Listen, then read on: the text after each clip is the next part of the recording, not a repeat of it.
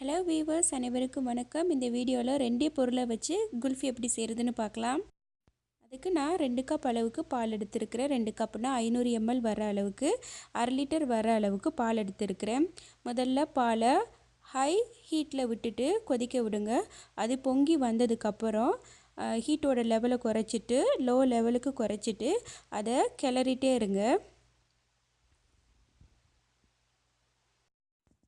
இப்போ பால் பொங்கி வந்துடுச்சு. ஹீட்டோட லெவலை குறைச்சிட்டு இப்படி கிளறி விட்டுட்டே இருங்க. பால் நல்லா திக்காக வரணும், நல்லா கட்டியாக வரணும். அட்லீஸ்ட் ஒரு 40 நிமிஷமாவது ஆகும் அதுக்கு. அது வரைக்கும் ஆடை எதுவும் பிடிக்காமல் இப்படி கிளறி விட்டுட்டே இருங்க. இந்த குல்ஃபியில் பாதாம், முந்திரி, பிஸ்தா கூட சேர்த்து செய்யலாம். ஆனால் அடிப்படையானது இந்த 2 பொருள்னால இந்த 2 பொருளை மட்டும் எடுத்து செய்கிறேன்.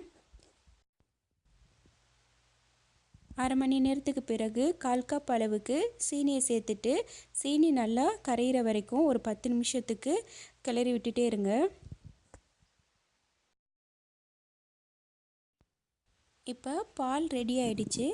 அதை மோல்டில் ஊற்றிக்கலாம். மோல்டில் பாலை ஊற்றிட்டு மூடியில் கவர் பண்ணிவிட்டு 8 மணி நேரம் இல்லைன்னா ஒரு நாள் இரவு முழுக்க நம்ம ஃப்ரீஸ் பண்ணிடலாம். மோல்டு இல்லைனா கூட பரவாயில்ல. வீட்டில் இருக்கிற டம்ளரில் பாலை ஊற்றிட்டு மேலே கவர் பண்ணிவிட்டு ஐஸ்கிரீம் ஸ்டிக்கை வேணாலும் நம்ம குத்தி வச்சுக்கலாம். 8 மணி நேரம் இல்லைன்னா ஒரு நாள் இரவு முழுக்க ஃப்ரீசரில் வச்சு எடுத்துடலாம். ஃப்ரீசர்லேருந்து எடுத்ததுக்கப்புறம் நார்மல் தண்ணியில் ஒரு கொஞ்சம் செகண்டுக்கு மட்டும் வச்சு எடுக்கலாம். அப்படி இல்லைன்னா பைப்பில் தண்ணியை ஓட விட்டுட்டு தண்ணியில் கொஞ்சம் நேரம் வச்சு எடுக்கலாம். இப்போ கவரை ரிமூவ் பண்ணிடலாம்.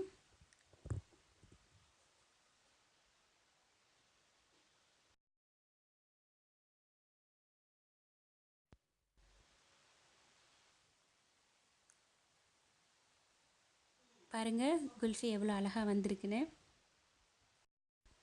இதே மாதிரி தான் மோல்டையும் தண்ணியில் வச்சு எடுத்துடலாம்.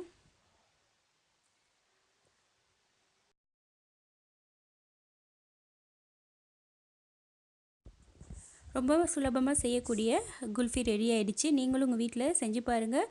பிடிச்சிருந்ததுன்னா லைக் பண்ணுங்கள், ஷேர் பண்ணுங்கள், சப்ஸ்கிரைப் பண்ணுங்கள். நன்றி, வணக்கம்.